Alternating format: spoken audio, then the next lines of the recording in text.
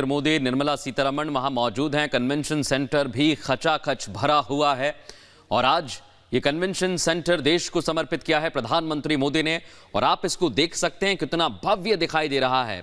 विशाल रूप से इसका ऑडिटोरियम हॉल बनाया गया है जिसमें कई लोगों के बैठने की व्यवस्था है। अनामिका, करीब 11,000 लोगों के बैठने की व्यवस्था है इसमें मृदुल, और आज वो बहुत बड़ी संख्या में लोग पहुंचे भी हुए हैं। थोड़ी देर में प्रधानमंत्री इस यशोभूमि सेंटर के बारे में भी लोगों से बातचीत करेंगे और साथ ही जो उन्होंने अनुभव किया है उन श्रमिकों के साथ बात।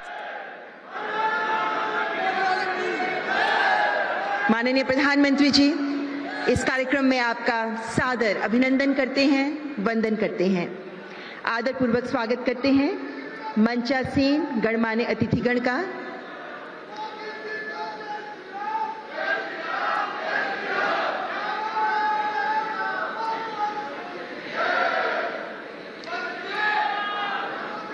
आदर पूर्वक स्वागत मंचासीन गणमान्य अतिथिगण का केंद्रीय वित्त मंत्री माननीय श्रीमती निर्मला सीतारमण, केंद्रीय वाणिज्य एवं उद्योग मंत्री माननीय श्री पीयूष गोयल, केंद्रीय शिक्षा, कौशल विकास एवं उद्यमशीलता मंत्री माननीय श्री धर्मेंद्र प्रधान, केंद्रीय सूक्ष्म लघु और मध्यम उद्यम मंत्री माननीय श्री नारायण तातुराणे, केंद्रीय सूक्ष्म लघु और मध्यम उद्यम राज्य मंत्री माननीय श्री भानु प्रताप सिंह वर्मा।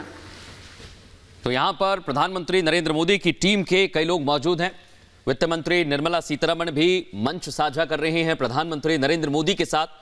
और जैसा लगातार हम आपको बता रहे हैं, इस कन्वेंशन सेंटर में कई खास बात हैं। जो ऑडिटोरियम आप देख रहे हैं, यहां 11,000 करीब 11,000 लोगों के बैठने की व्यवस्था है। और इस व्यवस्था को आप देखकर ही अंदाजा लगा सकते हैं कि वर्ल्ड क्लास लेवल, विश्व स्तरीय कन्वेंशन सेंटर तैयार किया गया है। यशोभूमि जो प्रधानमंत्री ने देश को समर्पित किया, उनके साथ मंच साझा कर रहे हैं पीयूष गोयल जो आपको दिखाई दे रहे हैं, और कई गणमान्य लोग यहां पर पहुंचे हुए हैं। और हम ये भी बता रहे हैं आपको कि इस कन्वेंशन सेंटर की खासियत क्या है। एक तरफ बहुत बड़ी संख्या में लोगों के बैठने की व्यवस्था है, साथ ही इसमें तांबे, पीतल, वुडवर्क तमाम चीजों का इस्तेमाल किया गया है। पूरे भारत की झलक इस सेंटर में देखने को मिलेगी क्योंकि आने वाले समय में यहाँ पर कई बड़े आयोजन भी करने की तैयारी है। और इसीलिए देश विदेश से जो लोग आए वो ये समझ सकें कि कितना बड़ा ये सेंटर बनाया गया है, और साथ ही इसमें जो विदेशों से लोग आने वाले हैं वो ये समझ सके कि कैसे इस सेंटर में भारत की खासियत को, भारत की तस्वीर को उकेरने की कोशिश की गई है।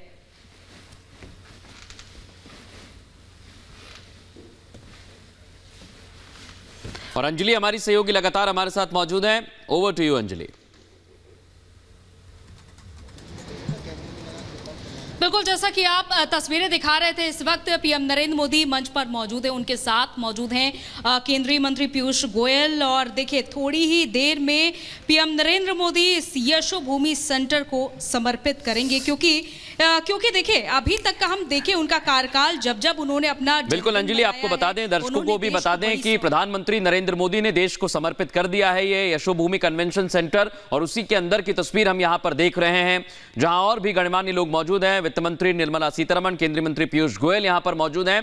और पीयूष गोयल के पास ही वो अहम विभाग है जो थोड़ी देर पहले आप देख रहे थे एग्जीबिशन सेंटर में छोटे छोटे कारीगर हैं, कामगार हैं, उनका भी सम्मान किया प्रधानमंत्री नरेंद्र मोदी ने, उनसे बातचीत की।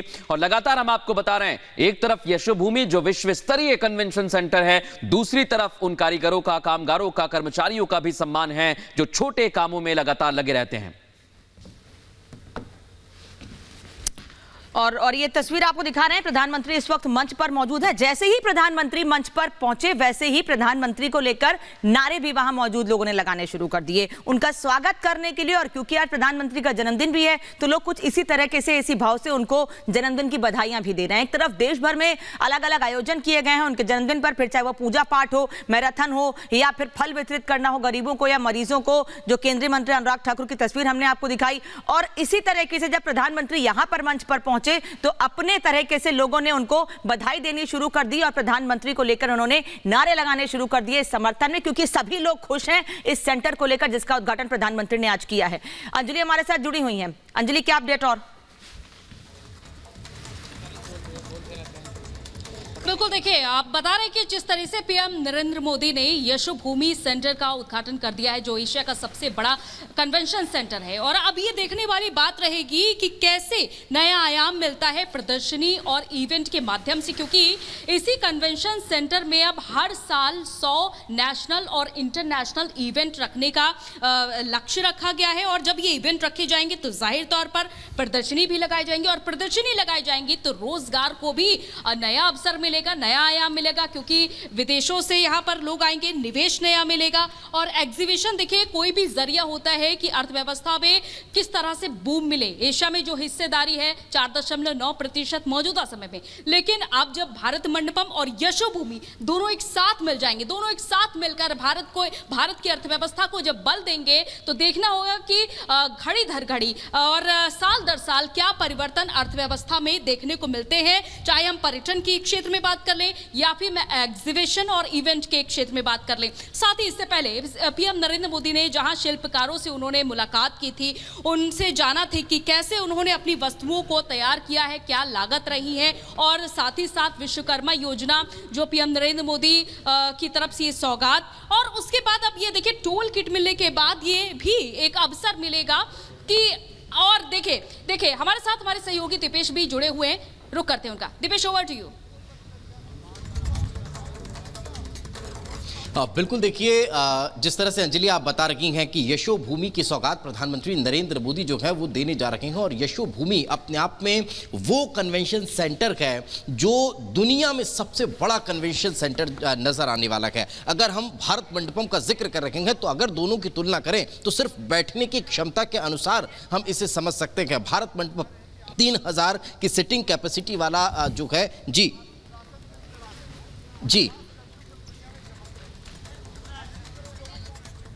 और दीपेश और अंजलि वहां से तस्वीर आपको दिखा रहे हैं और हम अंदर की तस्वीर इस वक्त आपको बता रहे हैं।